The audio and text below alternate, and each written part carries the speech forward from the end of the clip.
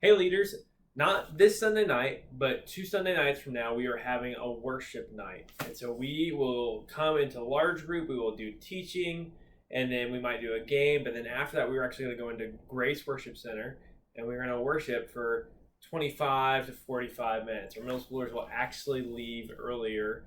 They'll do the first part of worship, and then once we have a quick instructional kind of Devo moment, we'll send our middle schoolers out and they'll kind of do what we ask in their groups, and our high schoolers will stay. But the reason that I wanted to share this video with you guys is because I really want to break down what we're going to enter into in this time. We're going to have a moment of intercessory prayer. That's kind of the church word for saying, hey, we're going to pray for each other and we're going to intercede on the behalf of someone else and bring them and their needs to God. And so this is something that's biblical. 1 Timothy 2 says that we should bring our prayers, our supplications, and give thanks for all people before God. And so that's what we're going to do. And I think it's a really cool moment to do in groups because praying for someone can be very personal. To sit with them one-on-one and to lift them up before God and to thank God for them and to ask God to work in their life is just kind of a unique moment. And I think it would do well, one, to follow the Bible's commands, and two, I think it'd do well to really invest in your relationship with your students, that it might become more normal for you guys to pray together. It's something that will kind of offer this platform where it's going to be instructed to pray together, and if you guys do that there, it might be less awkward or less weird the next time you offer to pray for them there. And so what is intercessory prayer? Again, very simply, you're just going to bring them before the Lord and their needs before the Lord and pray for them. And so for some of you guys, this is very natural. For some of you guys, this is the first time you've done it. You might even feel a little bit awkward, or you're an introvert and you don't want to talk to people. And so I just want to walk you through what that might look like.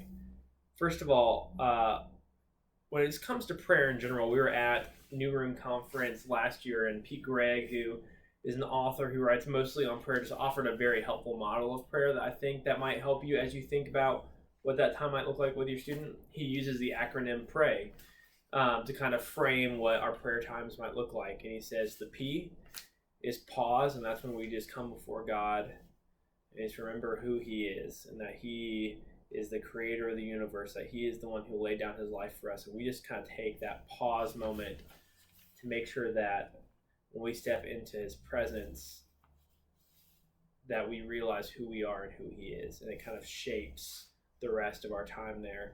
His R is rejoice, and so God, thank you for who you are, and thank you for what you're doing. It's a time of thanksgiving and rejoicing and celebrating. And then A is asking. God, would you do this? Would you bring me to this? Would you accomplish this?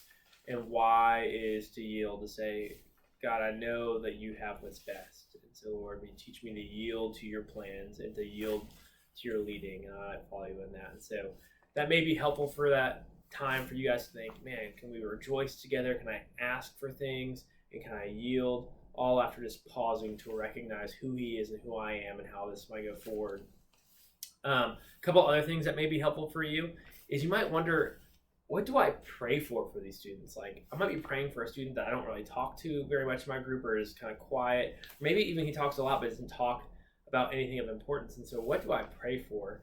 And so I would just tell you, even in that time in the worship space, don't be afraid to ask someone and say, hey, before we pray together, are there things that you want me to pray for? Is there something going on in life? Or just pray for the things that you know. You've probably heard about life events for them, or even if you haven't heard things from them, maybe you just see things in them that you think they need prayer for.